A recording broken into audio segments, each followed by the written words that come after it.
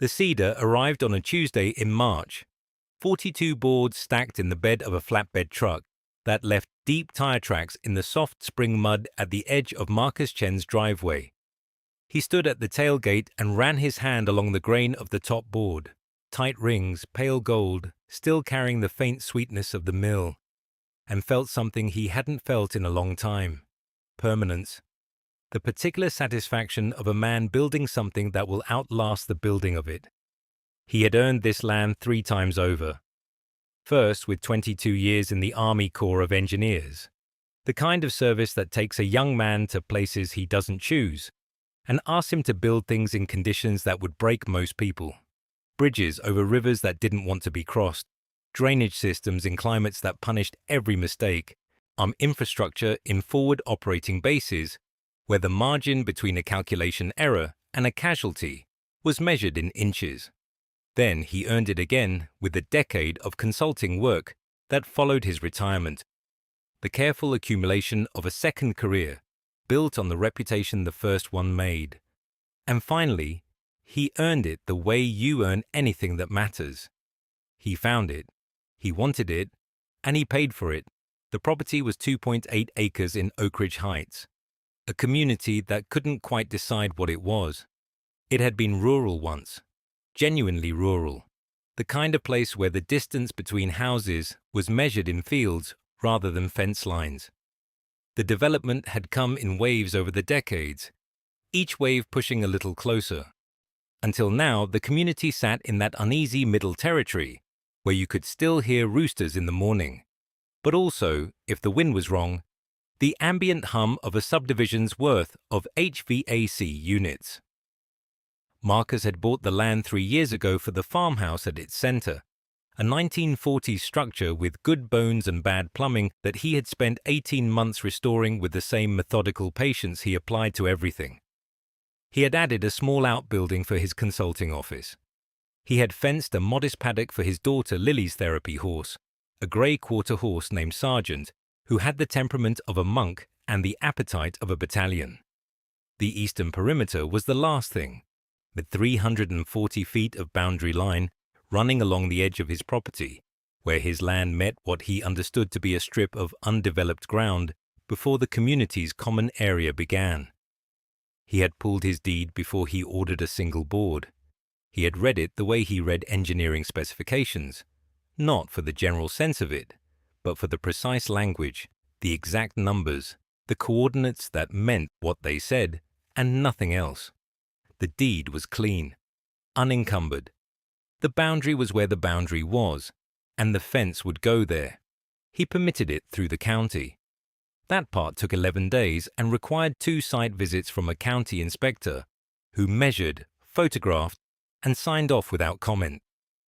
Marcus kept the permit in a manila folder in the top drawer of his desk, kept the way he kept every document that mattered, not because he expected to need it, but because a man who spent 2 decades building things in contested environments learns early that the paperwork is the thing that survives when everything else is disputed.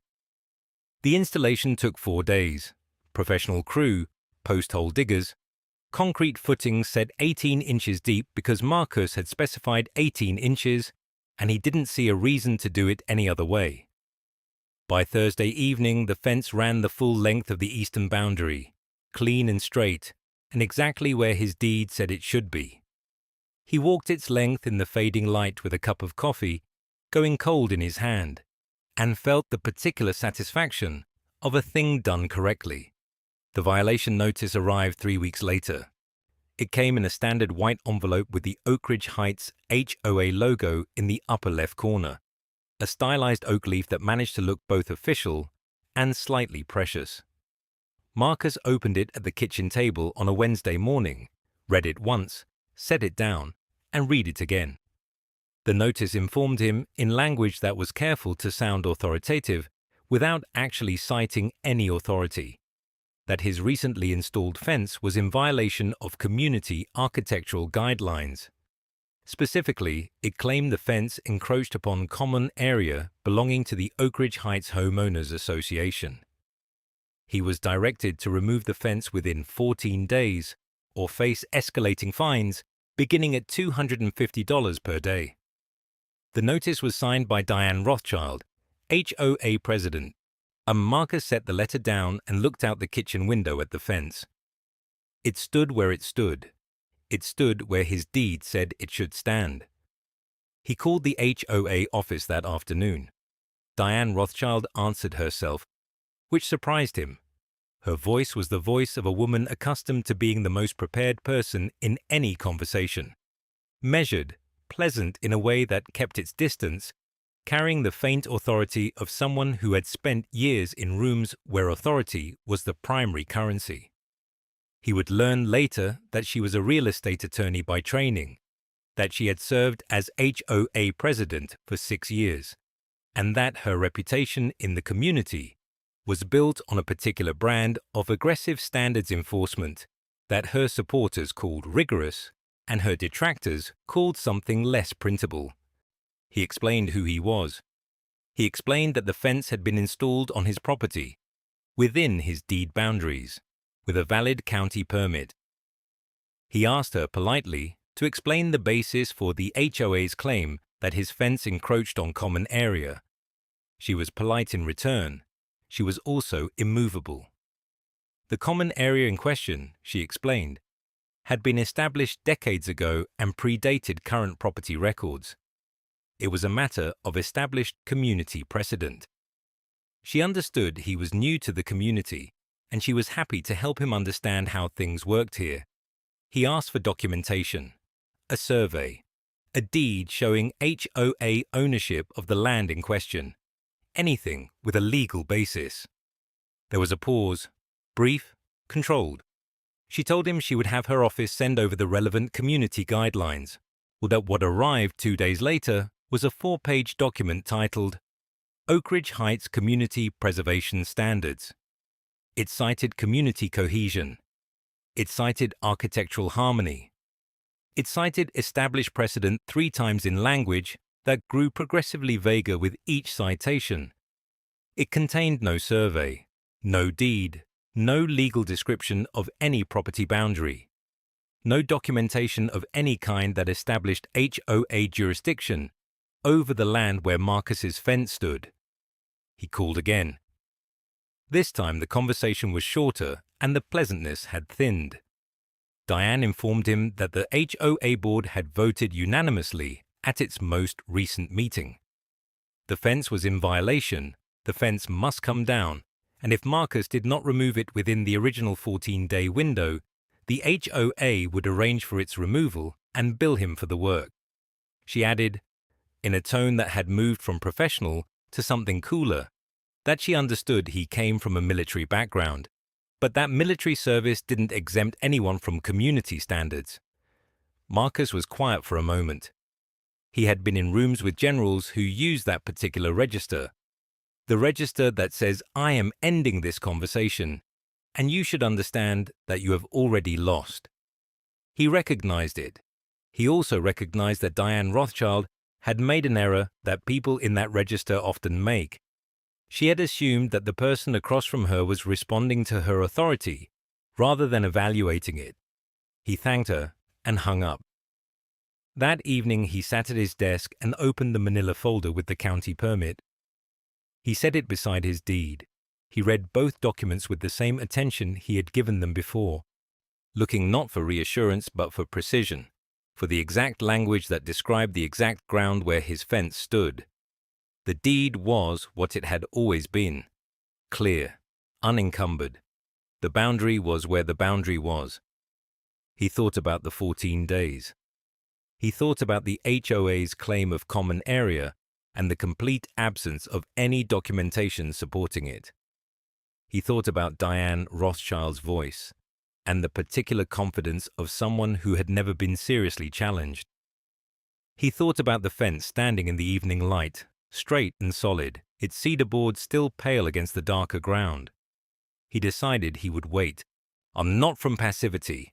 Marcus Chen had not survived 22 years in the Corps by being passive, but from the discipline of a man who knows that the first move in any contested situation is intelligence. He didn't know yet what he didn't know. He would find out. He put the folder back in the drawer. He did not know, sitting at that desk on that Wednesday evening, that the 14 days would not matter. He did not know that the question of what the HOA owned and what he owned was far larger and far stranger than a fence line. He did not know that the ground beneath this dispute extended in ways that would eventually reach the HOA's own front door, literally, structurally, and legally. He only knew that the fence was his, the land was his, and the documentation to prove both was sitting in a drawer 30 inches from his right hand. That would turn out to be enough, more than enough. But he didn't know that yet. The violation notice sat on Marcus's kitchen table for 3 days before he touched it again.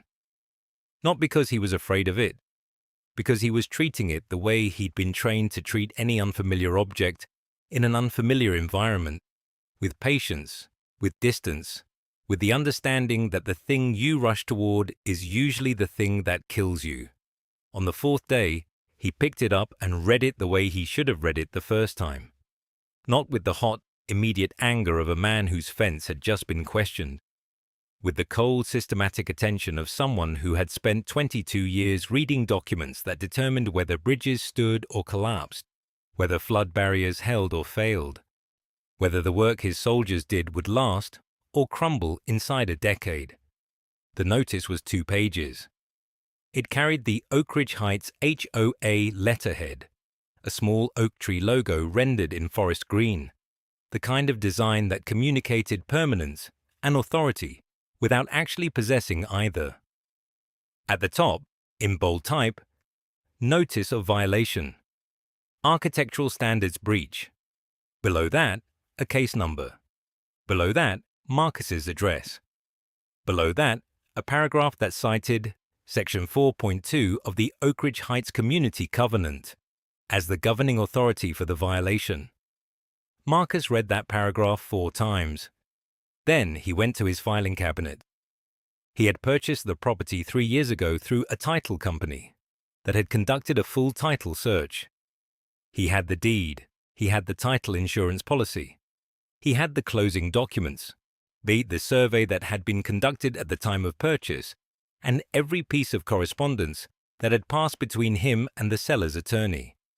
He kept these documents in a fireproof box inside a locked filing cabinet, not because he was paranoid, but because he had learned in the army that the difference between a man who wins an argument and a man who loses one is almost always documentation.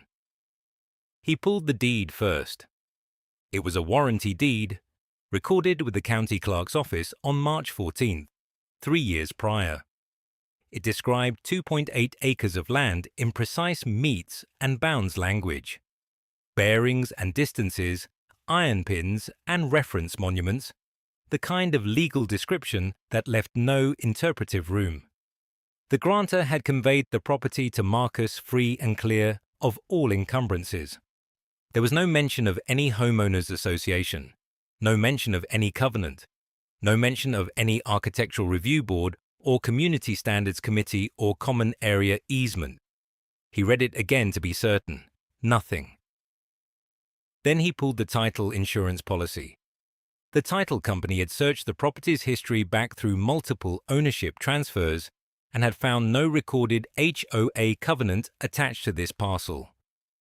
The policy had been issued without exception for any HOA encumbrance, which meant the title company, whose entire business model depended on finding exactly these kinds of complications, had found nothing to find. Marcus set both documents on the kitchen table beside the violation notice and looked at all 3 of them together. Where the HOA was citing Section 4.2 of something called the Oak Ridge Heights Community Covenant. His deed contained no reference to that covenant. His title search had found no recorded covenant attached to his land, which meant one of 2 things was true.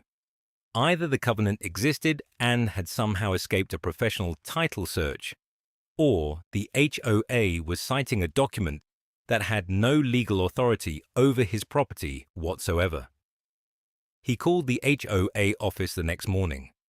The woman who answered transferred him to Diane Rothschild's assistant, who transferred him to Diane Rothschild's voicemail, which invited him to leave a detailed message and assured him that all inquiries were returned within 2 business days. Marcus left a message that was precise and brief. He identified himself, referenced the violation notice by case number, and requested a copy of the recorded covenant document that established HOA jurisdiction over his property, along with any survey or legal description that defined the common area his fence allegedly encroached upon. He asked that these documents be provided within 5 business days. Diane called back in 4 hours. She was pleasant in the way that people are pleasant when they have decided in advance that pleasantness will be sufficient. Her voice carried the particular register of someone accustomed to managing difficult conversations, warm enough to seem reasonable, firm enough to communicate that the conversation's outcome was not actually negotiable. She explained that the Oak Ridge Heights Community Covenant was a founding document of the neighborhood, established in 1987 when the development was originally platted. She explained that all properties within the Oak Ridge Heights boundaries were subject to its provisions. She explained that the common area in question had been a community asset for decades and was recognized as such by the entire neighborhood. Marcus waited until she finished. Then he asked her to send him the recorded covenant document. There was a brief pause. She said the covenant was on file with the HOA office and that he was welcome to review it there during business hours. Marcus asked whether it was recorded with the county clerk's office, as required for a covenant to be legally binding on a property deed. Another pause, slightly longer. She said that the HOA's legal counsel had confirmed the covenant's validity on multiple occasions, and that she was confident in the HOA's legal standing. Marcus asked again, specifically, whether the covenant was recorded with the county. Diane's warmth cooled by a precise and measurable degree. She said she wasn't in a position to provide legal advice and that if Marcus had questions about the legal framework, he should consult an attorney. She reminded him that the 14-day compliance window was already running and that the board had voted unanimously on the matter. Marcus thanked her for her time and ended the call. He drove to the county clerk's office that afternoon. The clerk's office occupied the ground floor of a building that smelled of old paper and institutional carpet cleaner, the specific smell of recorded history. Marcus had spent time in places like this before. Not often, but enough to know how to navigate them. He requested a search of all recorded documents associated with his parcel number and with the Oak Ridge Heights development generally. The clerk, a methodical woman named Sandra, who wore reading glasses on a beaded chain, conducted the search with the unhurried competence of someone who had done this 10,000 times. She found his deed. She found the original 1987 plat map for the Oak Ridge Heights development. She found a 1989 building permit for a community clubhouse structure. She found property tax records. She found a 1994 document that appeared to be an amendment to the HOA's original incorporation, though it was filed under the HOA's corporate records rather than as a recorded covenant against individual parcels. She did not find a recorded covenant attached to Marcus's parcel number. She looked twice, either because Marcus asked her to. The result was the same both times. Marcus asked for certified copies of everything she had found. Sandra printed them, stamped them, and charged him $47. He carried the copies to his truck and sat in the parking lot for a few minutes, reading through them in the flat afternoon light. The 1987 plat map was interesting. It showed the original layout of the Oak Ridge Heights development, the lots, the roads, the designated common areas. Marcus's parcel was not part of the original development. It appeared on the map as an adjacent unplatted parcel, labeled simply with its acreage and the name of its then owner. It was outside the development's boundary lines. It had never been incorporated into the Oak Ridge Heights plat, which meant that even if the HOA covenant was valid and properly recorded against every lot within the original development, It had no mechanism to reach his land. His property had never been part of the development. It had never been subject to the covenant. It sat adjacent to Oak Ridge Heights, not within it. The HOA had issued him a violation notice for a fence on land they had no legal authority over. They had cited a covenant that was not recorded against his parcel. They had claimed jurisdiction over a property that had never been part of their community. Marcus drove home and made 2 phone calls. The first was to a property rights attorney whose name had been given to him by a former colleague, a woman named Elizabeth Huang, who specialized in HOA disputes and municipal overreach. He left a message describing the situation in broad terms and asked for a consultation. The second call was to a forensic surveyor named Thomas Rivera, whose firm had been recommended by the county clerk's office as one of the most rigorous in the region. Marcus explained that he needed a comprehensive boundary survey of his property, with particular attention to the eastern perimeter and any points of contact with the Oak Ridge Heights common area. He asked how soon Rivera could begin. Rivera said he could be on site within the week. That evening, Marcus sat at his kitchen table, with the violation notice on one side and the certified county documents on the other. He had been in the Army long enough to recognize the particular vulnerability of an institution that mistakes its own confidence for legal authority. The HOA had issued the notice with the assurance of an organization that had never been seriously challenged. Diane Rothschild had spoken to him with the certainty of someone who had never needed to produce documentation because no one had ever asked for it. That was the tell. That was the thing that told him everything he needed to know about the ground he was standing on. He had asked for documentation twice, directly and specifically. He had received pleasantness, procedural deflection, and a reminder that the clock was running. What he had not received was a single piece of recorded legal authority, establishing the HOA's right to govern his land. In the Army, there was a phrase for this kind of situation, a position that looks strong from the outside but has no defensible foundation. They called it a paper fortress, and it looked like a wall. It was built like a wall. But the moment someone walked up and pushed, the whole structure revealed itself for what it was. Marcus stacked the documents neatly, returned them to the fireproof box, and locked the filing cabinet. He was going to push. The sound that woke him wasn't loud. That was the strange part. It wasn't a crash or a shout or the kind of noise that pulls a person upright with their heart already running. It was the sound of a truck door closing. That particular hollow thunk of a work vehicle, the kind with magnetic signs on the doors and ladders in the bed. And something in Marcus Chen's sleeping mind recognized it as wrong before the rest of him had finished waking up. He was at the window in 30 seconds, still in the clothes he'd fallen asleep in, because he'd been up past midnight going through the county assessor's website again, pulling property tax records, cross-referencing parcel numbers, building the kind of documentation file that his Army Corps training had made second nature. He pressed his palm flat against the cold glass and looked out at the eastern edge of his property, where the cedar fence caught the early light in long amber panels, and he counted 3 trucks, a flatbed with a hydraulic lift gate, 2 men already walking the fence line with bolt cutters and a pry bar, a third man on his phone near the lead truck reading from something, a clipboard or a work order or whatever passed for authorization when you had none. Marcus was outside in under 2 minutes. The morning was cold and still, in the kind of April morning that can't decide if it's finished being winter, and the dew was heavy on the grass. He crossed his yard in long strides, and the man with the clipboard looked up and didn't flinch, which told Marcus something about how this had been planned, that they'd expected him, or expected someone like him, and had decided in advance that it wouldn't matter. "You need to stop," Marcus said.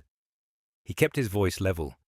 He'd spent 22 years in environments where losing your composure cost lives, and he wasn't going to lose it now over a fence, even though some part of him understood already that this wasn't about a fence.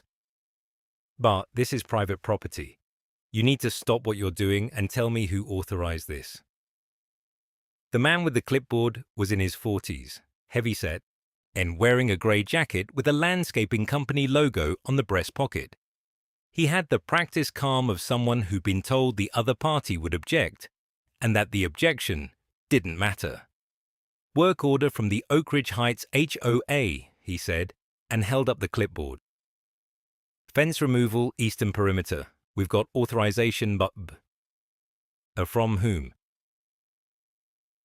The HOA Diane Rothschild, board president. He turned the clipboard so Marcus could see the signature. It was there, Diane's name in a confident looping hand, with the HOA letterhead at the top and a date from 3 days prior. Marcus looked at the signature. He looked at the two men who had paused their work, but not stopped it, who were watching him the way workers watch a situation they've been told is someone else's problem. Then he looked back at the man with the clipboard. That is not a court order, Marcus said. That is not a warrant. That is not any legal instrument that gives you the right to be on this property or to touch anything on this property. I am the title holder of this land. I have a recorded deed with the county. I have a building permit for this fence issued by the county permit office. You are trespassing, and if you continue, you are destroying private property. The man's expression didn't change. Sir, I understand you're upset. I'm not upset. I'm informing you of the legal situation. There's a difference. But we have a work order from the community association, and they've instructed us that the fence is in violation of the community association has no jurisdiction over this land. Marcus said it slowly, the way you say something you want remembered. But they have no recorded easement. They have no covenant that applies to this parcel. I have asked them twice in writing to provide documentation of their authority over my property, and they have not provided it, because it does not exist. If you proceed, I will be calling the county sheriff, and I will be pursuing every legal remedy available to me against you personally, against your company, and against the HOA. There was a pause. One of the workers near the fence had straightened up and was looking at the man with the clipboard with an expression that suggested he'd rather be somewhere else. The man with the clipboard made a phone call. Marcus stood in the dew-wet grass and listened to half a conversation. He heard Diane Rothschild's name. He heard the word refusing. He heard a long silence while the man listened. And then he heard the man say, okay, yeah, understood, and end the call. We've been instructed to proceed, the man said. Marcus called the sheriff's office. He was on hold for 11 minutes. By the time a deputy answered, the first section of fence was already down. 6 panels. The corner post pulled from the ground and laid flat, the cedar boards stacked with a mechanical efficiency that made the whole thing feel like something that had been rehearsed. He described the situation to the deputy in precise terms. Trespassers on his property, destruction of a permitted structure, no legal authorization. The deputy told him a unit would be dispatched when available. He stood there and watched. He understood in a way that was almost clinical, that there was nothing else he could do in this moment, that physical intervention would only complicate what was coming, that the law moved at its own speed and could not be hurried by anger. So he documented. He took photographs with his phone. He recorded video. He noted the timestamps. He photographed the truck license plates, the company logo, the work order on the clipboard when the man set it down on the truck hood. He noted the names on the workers' jackets. He recorded the moment each fence section came down. The deputy arrived at 11:40. By then, the fence was gone. Not damaged, not partially removed. Gone. 340 feet of cedar fencing. Professionally installed, county permitted, sitting on his own land. Reduced to a stack of lumber in his driveway and a row of raw post holes in the earth. The ground along the fence line looked like something had been extracted from it, like a seam had been torn open, and the morning light fell into the post holes and made them look deeper than they were. The deputy took a report. He was polite and thorough and made clear, in the careful language of someone who'd navigated these situations before, that this was a civil matter. The HOA had presented a work order. There was a dispute about jurisdiction. He couldn't arrest anyone for following a work order. Marcus would need to pursue this through the courts. Marcus thanked him. He watched the trucks pull out of his driveway. He stood in the yard for a long moment, looking at the post holes, and then he looked east, past the raw line where the fence had been, across the property boundary that existed in every legal document that mattered, went toward the low roof line of the Oak Ridge Heights Community Clubhouse, visible through the tree line. He'd driven past that building 100 times. He'd seen the parking lot fill up on meeting nights, seen the lights on the tennis courts burning orange in the evenings, seen the community pool glinting blue through the chain link in summer. He'd thought of it as part of the landscape, the way you think of things that have always been there. He went inside and opened his laptop and pulled up his deed. He read it again, the way he'd read it a dozen times in the past 2 weeks, but this time he read it differently. Not looking for what it said about his land, but looking at the shape of it, the dimensions, the boundary descriptions that ran in compass bearings and distances like a map written in plain language. He read the meets and bounds description out loud, quietly, to himself. North 47 degrees east, 340 feet. South 43 degrees east, 180 feet. South 47 degrees west, 340 feet. North 43 degrees west, 180 feet. He got out a legal pad and sketched it. Then he sketched the approximate location of the clubhouse. Working from memory and from the satellite image he pulled up on the county GIS portal. He stared at the sketch for a long time. Then he picked up the phone and called Thomas Rivera. Thomas Rivera was a forensic surveyor with 30 years of experience and an answering machine message that said he was unavailable and would return calls within 1 business day. Marcus left a message that was precise and brief. He had a property boundary dispute. He needed a full forensic survey. He needed it as soon as possible. And he had reason to believe the situation was more complicated than it appeared. He set the phone down and looked out the window at the post holes in his yard, and at the tree line beyond them, and at the roof line of the clubhouse sitting in the middle distance like something that had always been there, like something that had always been his. He was going to find out exactly where his property line ran, and he was going to find out exactly what was sitting on the other side of it. Thomas Rivera arrived on a Tuesday morning, driving a white pickup truck so old and salt-scarred it looked like it had survived a war. He was 61, compact, with the deliberate movements of a man who had learned long ago that rushing produced errors, and errors produced lawsuits. He wore no company logo, no embroidered shirt, just a canvas field jacket, unworn boots, and a leather satchel that Marcus would later learn contained more institutional knowledge about Crestwood County property records than the county assessor's office itself. Marcus had found him through a retired civil engineer he'd served with in the Corps, a man who described Thomas Rivera in exactly 4 words. He finds the truth. That was enough. They stood at the edge of the eastern perimeter where the fence had been. The cedar posts were gone. The HOA's contractors had removed everything, posts, rails, pickets, and stacked it in Marcus's driveway with the casual indifference of men who believed they were performing a public service. The ground still showed the holes, clean-edged and precise, where Marcus's crew had set the posts 3 weeks earlier.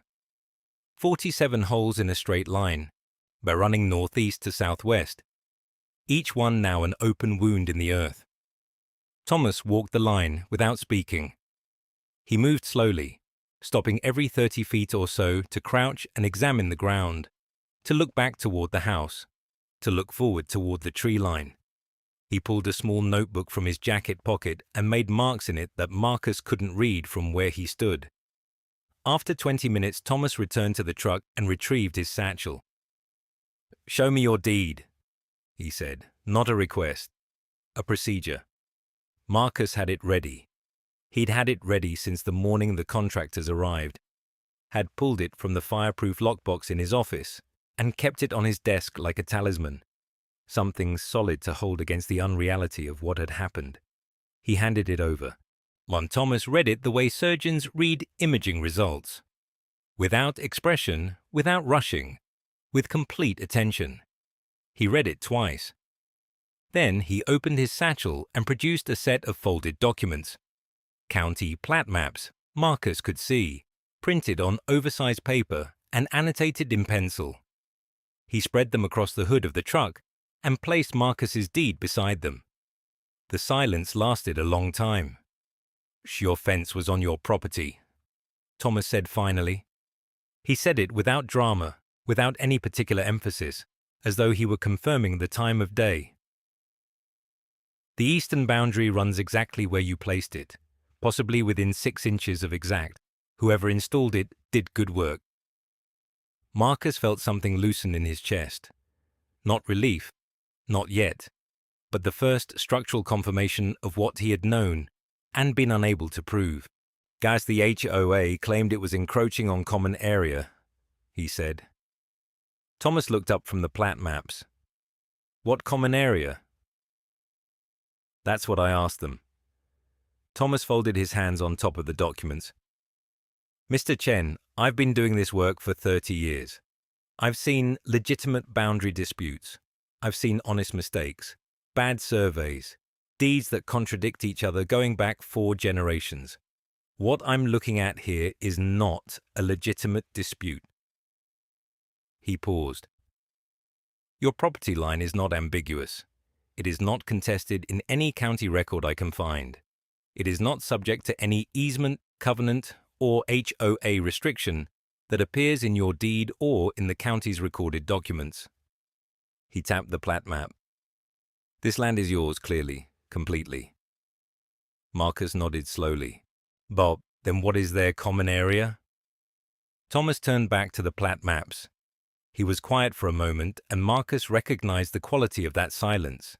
It was the silence of a man who had found something unexpected and was deciding how to present it. "That," Thomas said, "is where it gets interesting." He walked Marcus through it methodically. The HOA, Oak Ridge Heights Homeowners Association, had been incorporated in 1987, when the original developer subdivided the surrounding parcels and established the residential community to the north and east of Marcus's property.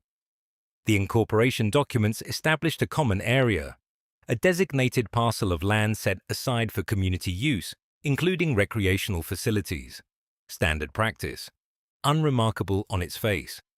In 1989, and the HOA constructed a clubhouse on what the incorporation documents described as that common area. Pool, tennis courts, a meeting hall, the centerpiece of the community. Marcus had driven past it 100 times without giving it a second thought. A low brick building set back from the main road, surrounded by mature trees, with a parking lot that was never quite full except on summer weekends. In 1994, the HOA filed an amendment to their incorporation documents. The amendment, as Thomas explained it, was intended to formalize the boundaries of the common area, to update the legal description to match what had actually been built. Standard housekeeping. Except the amendment had never been properly recorded with the county. "It was submitted," Thomas said. "There's a submission receipt in the county archives. But the recording was never completed. The filing fee was paid, but the document was returned for a technical deficiency, a missing notarization on one of the exhibits, and it was never resubmitted." He looked at Marcus steadily. "As far as the county is concerned, that amendment does not exist." Marcus was quiet for a moment. "So the common area they've been operating under, IBs, is based on a document that has no legal standing in this county." Thomas paused. "But that's not the most significant problem." He spread the plat maps wider and pointed to a specific area, the northeastern corner of Marcus's property, where the tree line curved gently westward before straightening again. His finger traced a line. When I cross-referenced your deed with the original 1987 plot maps and the current GIS data, I found a discrepancy. But not in your deed, in theirs. He looked up. The clubhouse, the building itself, the northeastern corner of the structure, and approximately 1,800 square feet of the surrounding foundation and immediate grounds, sits on your property. The words landed with the weight of something structural giving way. Marcus looked at the map. He looked at Thomas. He looked back at the map. "Show me," he said. Thomas showed him. He walked him through the coordinate data, the original metes and bounds description in Marcus's deed, the 1987 plot maps, and the GIS overlay. He was precise and unhurried, explaining each layer of evidence the way a good officer explains a plan of action, not to impress, but to ensure complete understanding.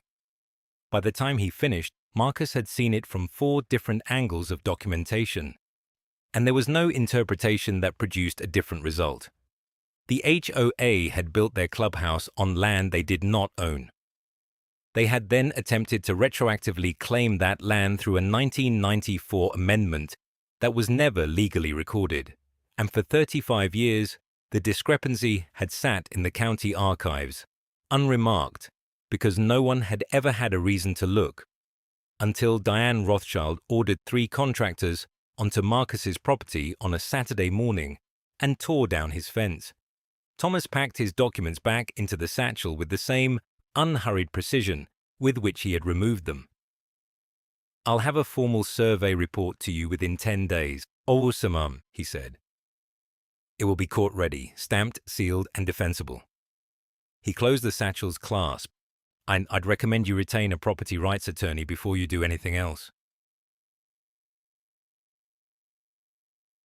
Marcus stood at the edge of his eastern perimeter, looking northeast toward the tree line.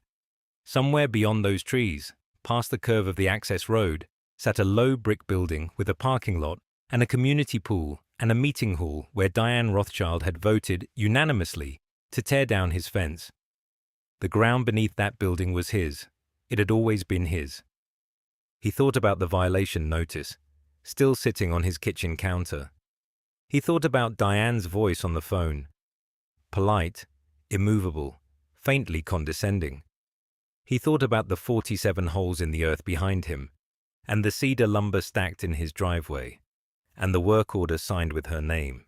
He thought about what Elizabeth Huang would say when he put Thomas Rivera's survey report on her desk. He pulled out his phone and made a call. Thomas Rivera had been doing this work for 30 years. He had testified in federal court. He had corrected survey errors that predated the Civil War. He had once found a property line running directly through the load-bearing wall of a county courthouse, a discovery that required 3 years of litigation and a legislative amendment to resolve. He was not a man who used words like "en chaise impossible" or "en chasse extraordinary" without careful consideration of their weight. He used both of them, standing in Marcus's kitchen on a Wednesday evening in late April, spreading his field notes across the table, like a general laying out a campaign map. "The fence line is clean," Thomas said first, because that was where this had started, and it deserved to be settled before anything else. "Your eastern boundary runs exactly where your deed says it runs. The county permit was issued correctly. The installation was correct. There is no encroachment on any documented common area. The HOA's violation notice was issued without a survey, without a legal boundary determination, and without any documented basis in recorded property law." He paused. "That alone is significant. That alone gives you a strong case for recovery of your fence costs and potentially punitive damages for the unauthorized removal." Marcus nodded. He had expected this. He had known this. What he had not expected was the way Thomas then looked down at his notes and went quiet for a moment, the particular quiet of a man deciding how to deliver information he has been turning over in his mind for several days. "But that's not what I need to talk to you about," Thomas said. He pulled a single sheet from the stack. It was a reproduction of the original 1987 plat map for Oak Ridge Heights, in the document filed with the county when the HOA was first incorporated. The lines were faded, the typography dated, but the boundaries were legible.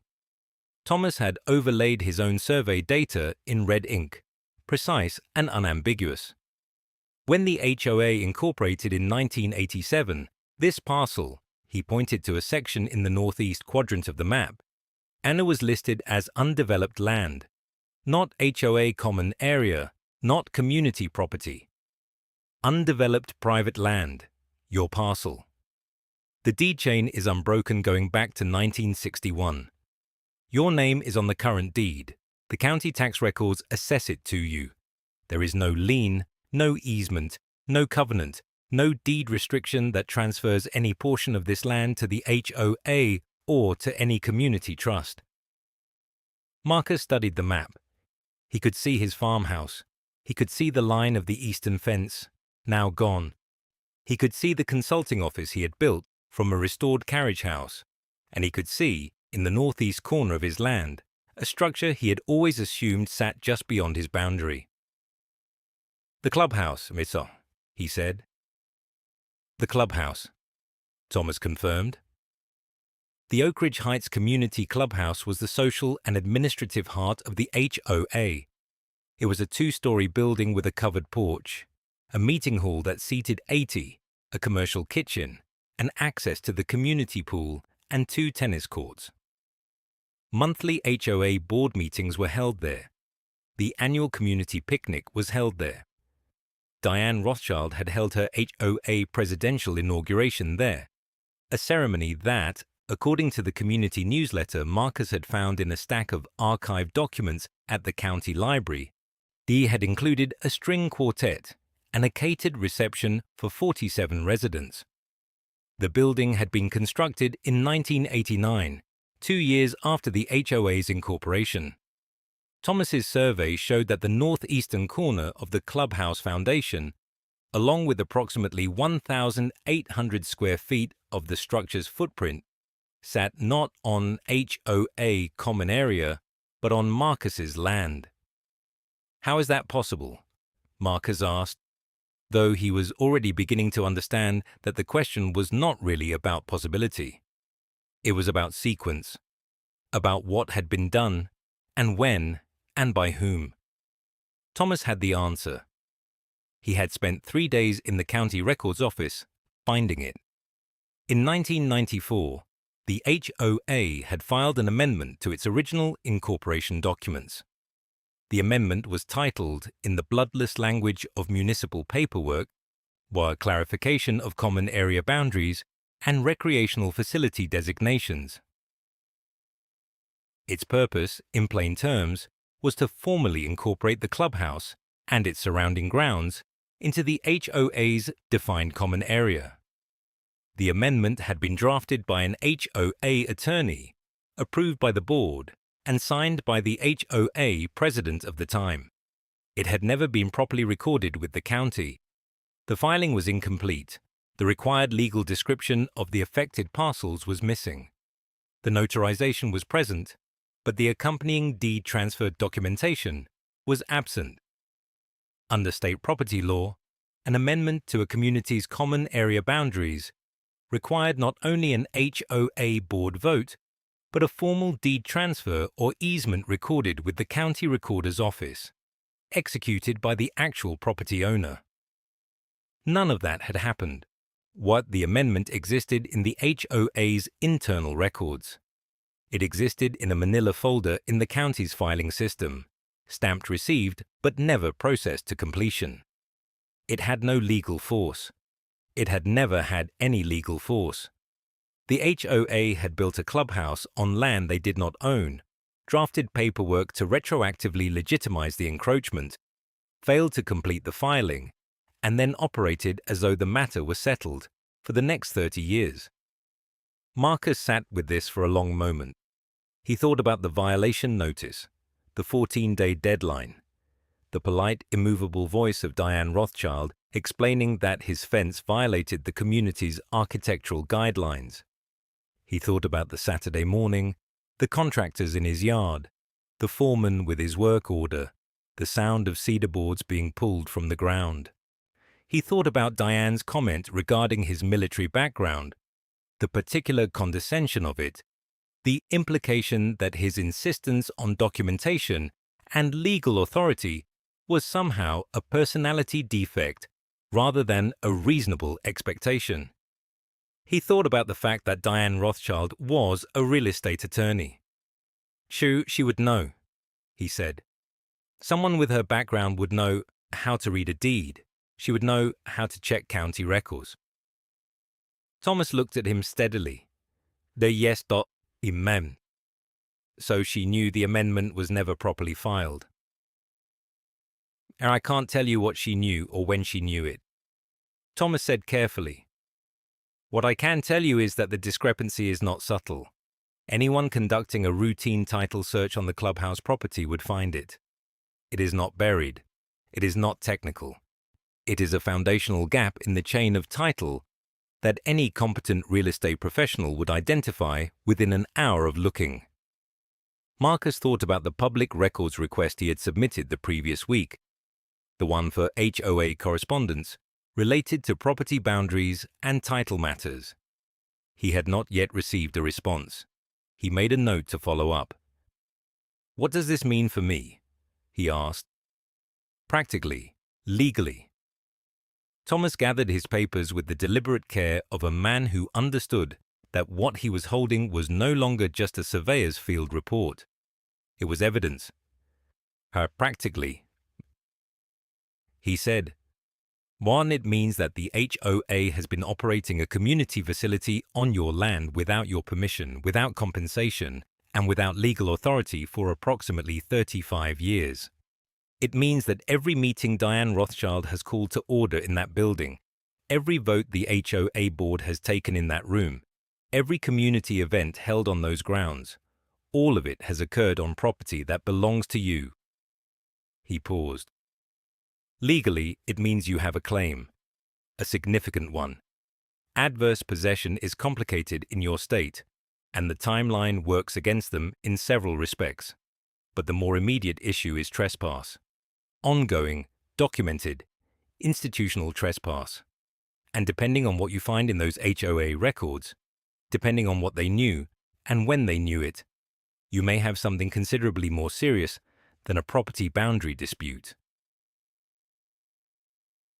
After Thomas left, Marcus stood at the kitchen window for a long time. The yard was quiet. The eastern perimeter was open now, the fence gone. The ground still showing the parallel lines where the posts had been set. He could see all the way to the tree line. He could see the corner of the clubhouse roof rising above the oaks, the weather vane on its peak catching the last of the evening light. He had come to this land 3 years ago because he was tired. 30 years in the Army Corps of Engineers had given him an intimate understanding of large systems and the ways they failed, the gap between what was designed and what was built, between what was authorized and what was done, between what the documentation said and what existed on the ground. He had spent his career finding those gaps and closing them, or at minimum documenting them so that someone eventually could. He had not expected to find one in his own backyard. He went to his desk and opened the folder he had been building since the morning the fence came down.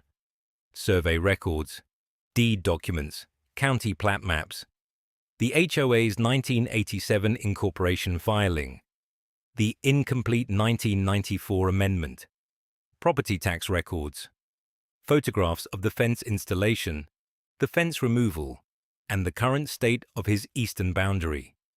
He added Thomas's field notes and the annotated plat map. The folder was thick now. It had the weight of something that mattered.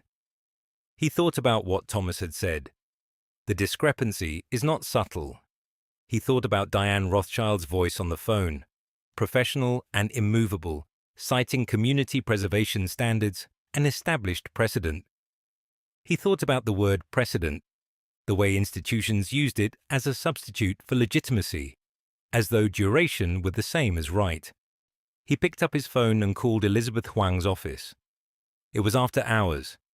He left a message. "Elizabeth, it's Marcus Chen. I have the survey results. I need to meet with you as soon as possible." He paused, looking at the annotated plat map spread across his desk, at the red line of Thomas's survey, running clean and unambiguous across 30 years of institutional assumption. "The situation is more significant than we discussed. The fence is the least of it." He set the phone down. Outside, the weather vane on the clubhouse roof turned slowly in the evening wind, pointing first one direction and then another, as though it too were uncertain of its bearings. The emails arrived in a manila folder, printed on standard copy paper, were 23 pages of correspondence that Elizabeth Huang slid across her desk on a Tuesday afternoon in October. She had obtained them through a public records request filed with the county clerk's office, a request that had taken 11 weeks to process, twice the statutory maximum, a delay that Elizabeth noted in writing, and that Marcus filed away in the growing binder he had begun calling, with quiet military precision, the record. He read through the emails twice in Elizabeth's office, sitting in the leather chair across from her desk while she watched his face. He had learned, in 30 years of army service, to keep his expression neutral during briefings. He kept it neutral now, but his hands, resting flat on his thighs, pressed down with a steadiness that was itself a kind of effort. And the emails were between Diane Rothschild and a man named Gerald Foss, who had served as the Oak Ridge Heights HOA's retained attorney from 2019 until his retirement in 2021. The chain began in March of 2020 and extended, with gaps of several weeks between exchanges, through January of 2021. 23 pages. 2 years of silence that was not silence at all. It was calculation. The first email was from Diane. The subject line read, "Boundary question. Confidential." The body was 3 paragraphs. She described, in the careful language of someone who had practiced law herself and knew exactly how to write around a problem without naming it directly, a concern that had been raised during a routine review of the HOA's insurance documents. The insurer, she wrote, had flagged a discrepancy in the property description attached to the clubhouse liability policy. The description referenced a parcel boundary that did not, upon closer examination, align with the recorded plat map on file with the county. She asked Gerald to look into it quietly. She used the word quietly twice. Gerald's response came 4 days later. It was brief. He confirmed that he had reviewed the relevant documents and that there was, in his words, an apparent inconsistency in the recorded boundaries that would require further examination. He recommended that the board authorize a title review. He also recommended, and this was the sentence Marcus read 3 times, that the board refrain from taking any action that might draw attention to the discrepancy until the review was complete. I refrain from taking any action that might draw attention.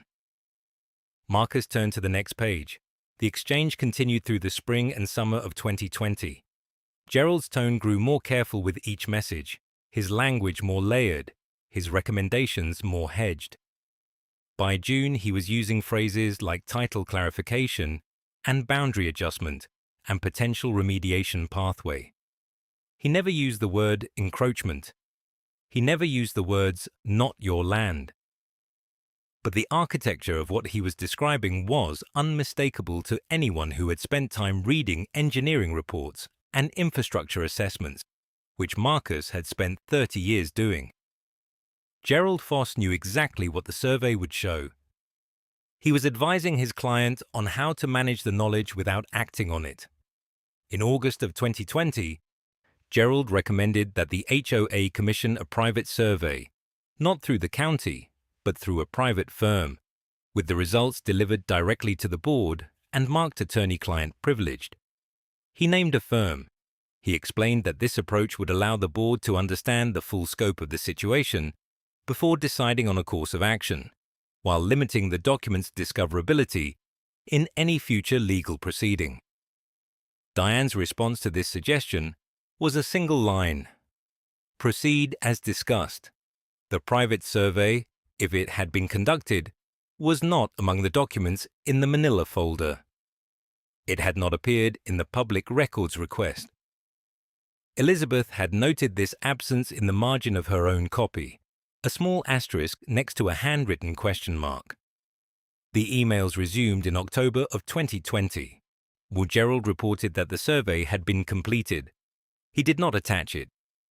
He described its findings in the most oblique language Marcus had yet encountered in the chain, a language so carefully constructed that it communicated everything while committing to nothing. He wrote that the survey had confirmed the presence of a boundary irregularity of meaningful scope.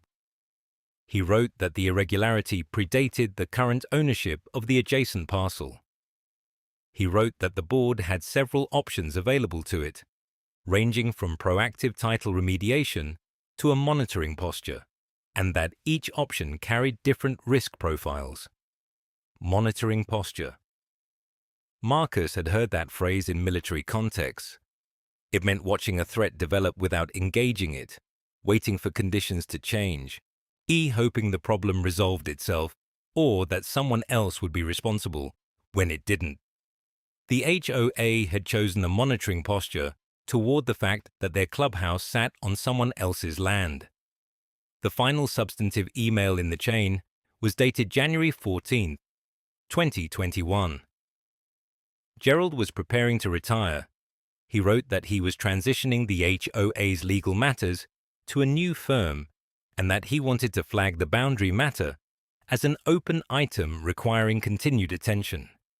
He recommended that the incoming attorney be briefed on the situation and that the board consider, at minimum, initiating a quiet title action to formalize the community's claim to the affected area before the adjacent parcel changed hands or attracted legal scrutiny. Before the adjacent parcel changed hands. Marcus had purchased his property in the spring of 2021, 3 months after Gerald Foss sent his retirement email. 3 months after Gerald had specifically identified the risk of the adjacent parcel changing hands as the trigger condition that would make the boundary problem impossible to ignore. He set the last page down on Elizabeth's desk. He looked at her. She had been watching him read with the particular patience of an attorney who has learned that clients need time to absorb the thing that changes everything. She said nothing until he looked up. "They knew," Marcus said.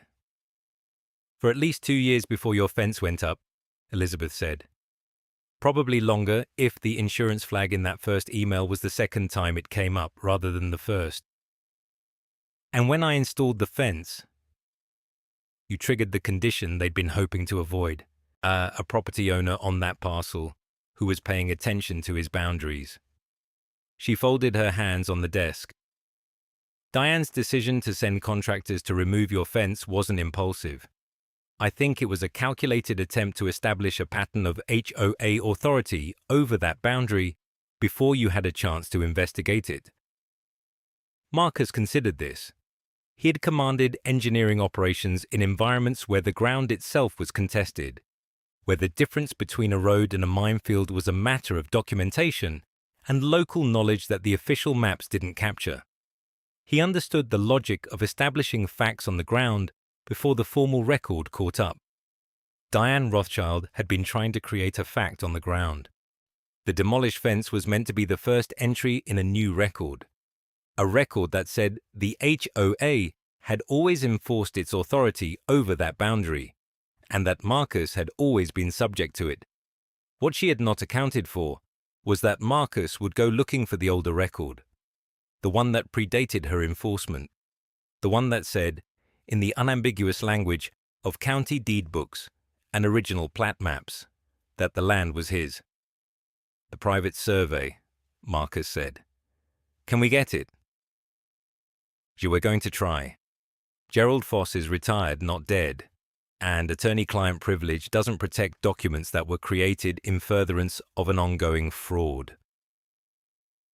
Elizabeth's voice was measured, but there was something beneath the measurement, a quality Marcus recognized as controlled anticipation. If that survey shows what I believe it shows, and if we can establish that the board used it to inform a decision to intimidate you rather than to remediate the title issue, we're no longer talking about a property dispute. We're talking about a coordinated effort to suppress material information about property boundaries while simultaneously using institutional authority to enforce a false claim. Marcus nodded slowly. He picked up the manila folder and squared the pages inside it with 2 precise taps against the desk surface, the way he had always squared briefing documents before a command review. The gesture was automatic. It was also, he realized, appropriate. This was a briefing. This was intelligence. This was the moment in an operation when the picture clarifies and the commander understands not just what the enemy has done, but why and how long they have been doing it, and what they believed they could get away with.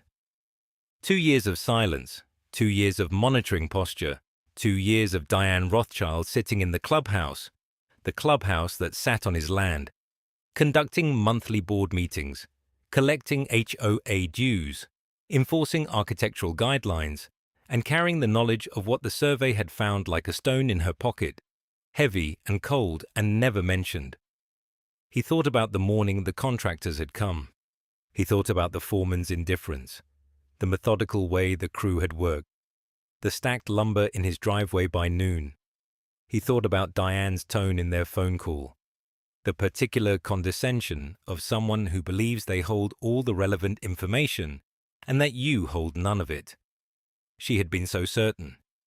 That certainty had made her careless.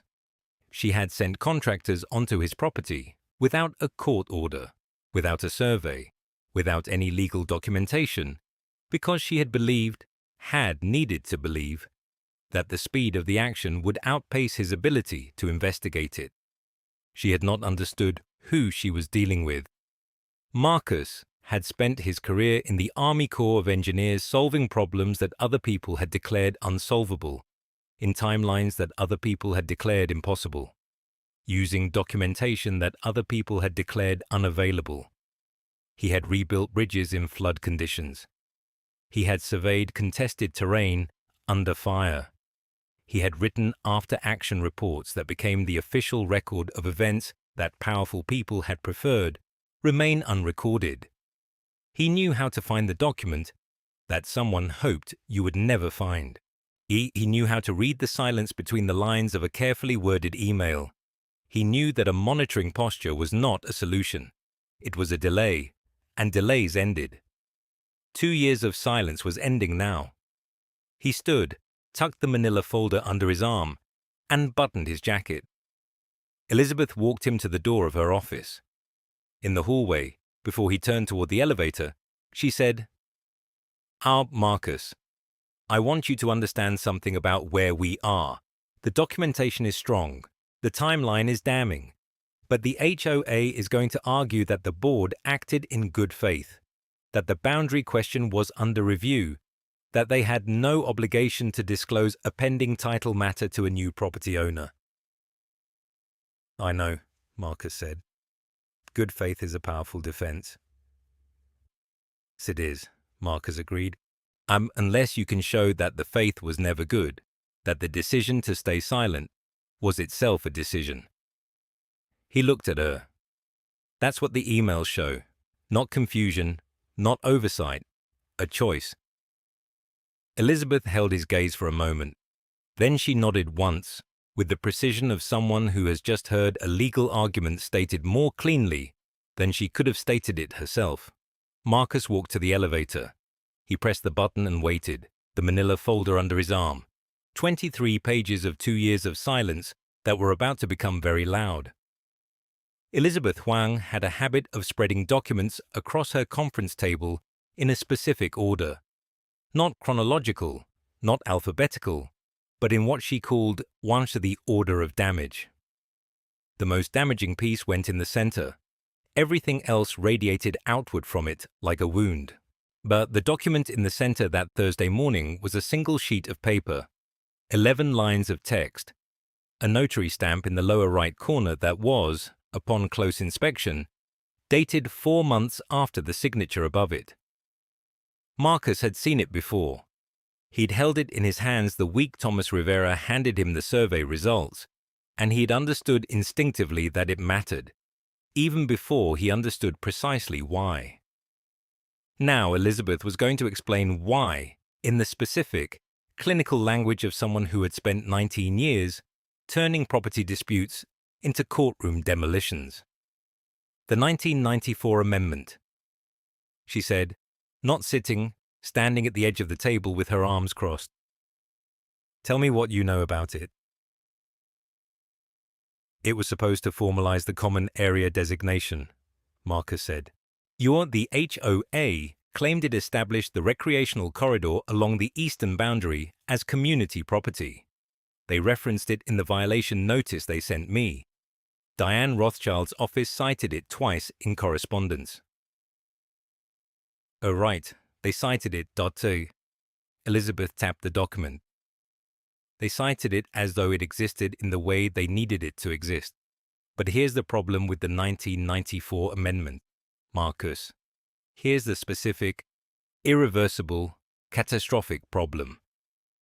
She slid a second document beside the first. It was a filing receipt from the county recorder's office, the kind of bureaucratic confirmation page that most people would glance at and discard. The date printed across the top was March 2001. It was never filed. Marcus said. He'd known this for weeks, but saying it aloud in this room, with Elizabeth standing over the evidence, gave the fact a new gravity. It was never filed in 1994, Elizabeth said. Someone, and we don't know who yet, though I have a strong suspicion, attempted to file it in March of 2001. 7 years late, and even that attempt was incomplete. The county recorder's office rejected it because the legal description attached to the amendment didn't match the parcel numbers in their system. There's a rejection notice in the archived records. 1 page, stamped in red. She produced it from a folder on her left. I found it in 40 minutes, which means anyone who was doing their due diligence, could have found it in 40 minutes. Marcus studied the rejection stamp. It was faded but legible. The county recorder's handwritten note in the margin said simply, "Legal description does not correspond to recorded plat. Resubmission required." Resubmission had never come. So the amendment they've been citing for 30 years, Marcus said slowly, has never been a legally recorded document. I'm correct. Under state property law, a covenant amendment affecting property boundaries must be recorded with the county recorder's office to be enforceable against third parties. That's not a technicality. That's foundational property law. It's the reason the recording system exists. You cannot bind a landowner to a boundary claim that was never entered into the public record. The HOA's entire jurisdictional argument, the common area designation, the architectural guidelines they applied to your fence, the authority they claimed when they sent contractors onto your land, every single piece of it rests on this amendment. And this amendment does not legally exist. The room was quiet for a moment. Outside Elizabeth's office window, the afternoon traffic moved along the boulevard in ordinary indifference to what was being dismantled inside. And Diane knew, Marcus said. It wasn't a question. Elizabeth picked up a printed email chain, the one Marcus had obtained through the public records request, the correspondence between Diane Rothschild and the HOA's previous attorney. She didn't hand it to him. She'd already given him a copy weeks ago. She held it now as a reminder of its place in the sequence. This email from 2 years ago, Diane writes to the attorney, and I'm quoting directly, "We need to address the title clarification issue before it becomes a problem with the eastern parcels." The attorney responds, "The 2001 filing was rejected, and we never corrected it, so technically the amendment isn't on record, but practically speaking no one has challenged it." And Diane's response, her exact words, Is. Let's keep it that way. Marcus had read those words a dozen times. They landed differently each time. Not with rage anymore. The rage had burned off somewhere around week 6 of this process, replaced by something colder and more useful. They landed now with the particular weight of confirmation, of a thing you suspected being proven true in the subject's own handwriting. She knew the amendment wasn't recorded, he said. She knew their common area claim had no legal foundation, and when I installed a fence on my own land and triggered a boundary question, instead of disclosing the problem, she escalated. She sent contractors to remove your fence, Elizabeth said, on land that her own private correspondence confirms she knew was legally yours. That's not an administrative error, Marcus. That's not overzealous enforcement of community standards. That is a knowing trespass, directed by an officer of the HOA against a property owner whose rights she was aware of and chose to override. Marcus looked at the document in the center of the table.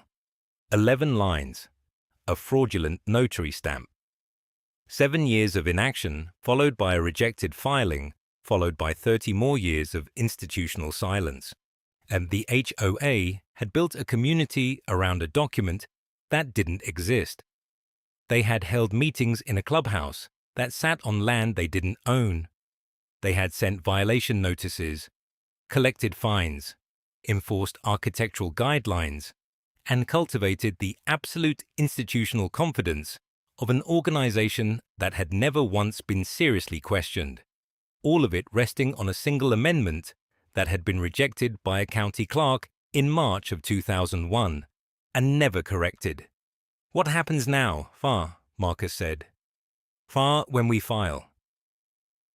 Elizabeth finally sat down.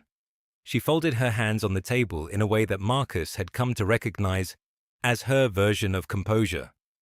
The gesture she made when she was about to say something that required the listener to stay very still. When we file the quiet title action, we are asking the court to formally confirm what the deed and the survey and the county records already show, that the eastern parcel, including the 1,800 square feet currently occupied by the HOA Clubhouse structure, belongs to you, unencumbered. The HOA will have to respond. They will have to produce their documentation. And their documentation is this. She touched the center document. An amendment that was never filed, supported by a notary stamp with a 4-month discrepancy, rejected by the county in 2001, and known to be defective by the current HOA president for at least 2 years. They'll fight it, Marcus said. They'll try, but Marcus, there's a difference between fighting a legal battle and fighting a legal battle when your own president's emails are in evidence. The board members who voted to remove your fence, who authorized the contractors who signed off on the violation notices, most of them had no idea the amendment wasn't recorded. Diane knew. They didn't. When they find out what she knew, and when she knew it, the HOA's unified front is going to develop some significant fractures. Marcus stood. He looked at the spread of documents, the deed, the survey, the rejected filing, the email chain, the notary stamp with its 4-month lie. And he thought about the Saturday morning when he'd stood in his yard watching strangers dismantle his fence. He thought about the foreman who wouldn't meet his eyes. He thought about Diane Rothschild's voice on the phone, smooth and certain, telling him that his military background didn't exempt him from community rules. She had been so sure of herself. And that was the thing that had stayed with him through all of it. The absolute unexamined certainty of someone who had never once considered that the foundation beneath her authority might not be there. It had never been there. The land was his. It had always been his. And now, for the first time in 18 months, the machinery of proof was fully assembled and pointed in exactly one direction. He picked up his copy of the rejected filing notice. The county clerk's handwritten note in the margin. Resubmission required. They had never resubmitted. That oversight was about to cost them everything. The morning of the settlement conference, Marcus drove to the property before anyone else arrived. He parked on the gravel shoulder where the cedar fence had once stood, where the posts had been pulled, and the boards stacked, and the ground left churned and bare by men who had never once questioned whether they had the right. He got out of the truck and walked the eastern perimeter in the early light, the grass still wet, the air carrying that particular stillness that comes before a day decides what it is going to be. He walked slowly. He was not inspecting. He was not documenting. He had done all of that. He was simply walking his land the way a man walks it, when he finally understands, completely and without remainder, that it belongs to him. He had understood it legally for months. He had understood it strategically, since Thomas Rivera laid the survey maps across his kitchen table and said the words that changed everything. But understanding a thing legally and understanding it in your body, it in the place where certainty lives, are two different processes, and Marcus had learned in 30 years of military service that the second kind takes longer and matters more. He stopped at the southeastern corner where the survey stake stood in the ground, bright orange flag snapping in the light wind. From here you could see the clubhouse roof through the tree line, the green standing seam metal, the gutters, the corner of the building that crossed by 1,812 square feet onto land that had never belonged to anyone but him. He looked at it for a long time. Then he got back in his truck and drove to Elizabeth Huang's office. The conference room held 8 people. Marcus and Elizabeth on one side. Diane Rothschild, flanked by the HOA's new outside counsel, a firm from the city that had replaced the previous attorney 3 weeks into litigation, a change that told its own story, and 2 board members whose names Marcus had memorized, but whose faces still registered to him primarily as expressions of institutional anxiety. A mediator named Gerald Foss sat at the head of the table, a retired judge with the particular patience of a man who had seen every variety of human stubbornness and stopped being surprised by any of it. Diane looked different than she had at the beginning. Not diminished exactly. She was still composed, still dressed with the precision of someone who understood that appearance was a form of argument.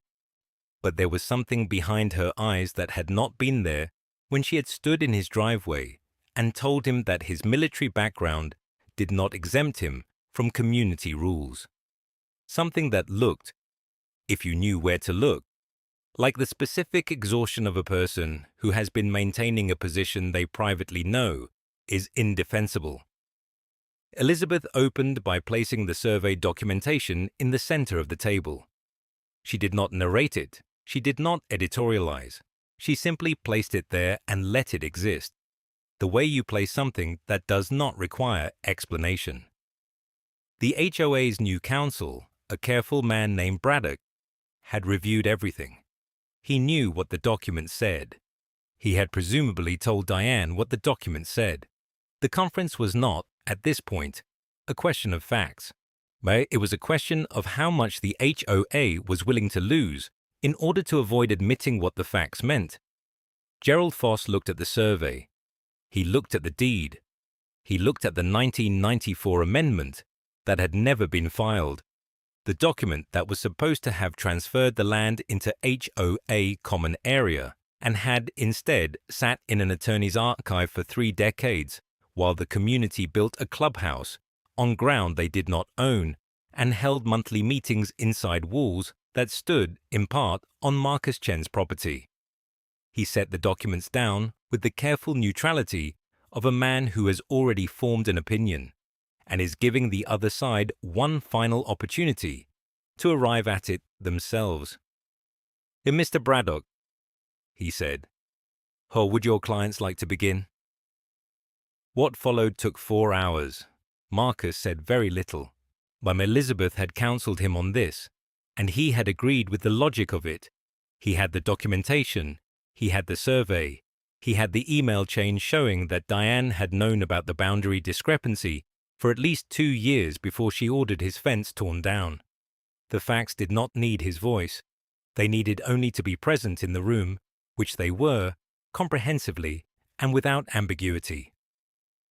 The HOA's position eroded in stages, the way a riverbank erodes, not all at once, but continuously, each concession creating the conditions for the next. First, they disputed the survey methodology. Thomas Rivera's 30-year record and the county's own GIS data made that position untenable in under 40 minutes.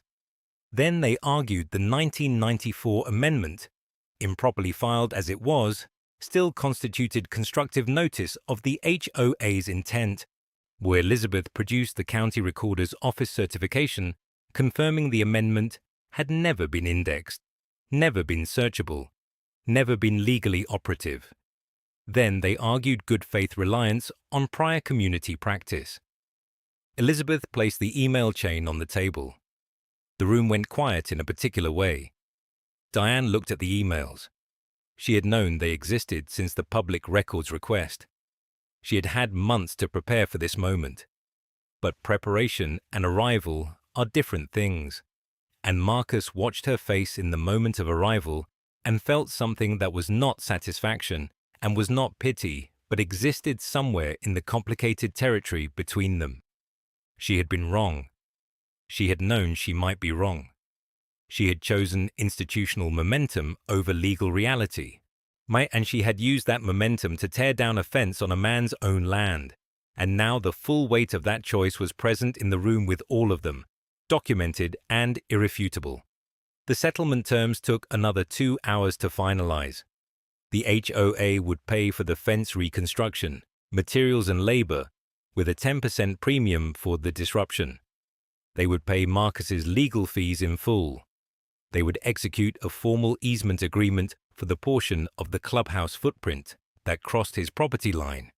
A permanent, recorded, legally operative document. The thing the 1994 amendment had tried and failed to be, with annual compensation terms that Elizabeth had structured to reflect fair market value for commercial land use. The HOA's board would issue a written acknowledgement that Marcus's original fence installation had been lawful and that the removal had been conducted without legal authority.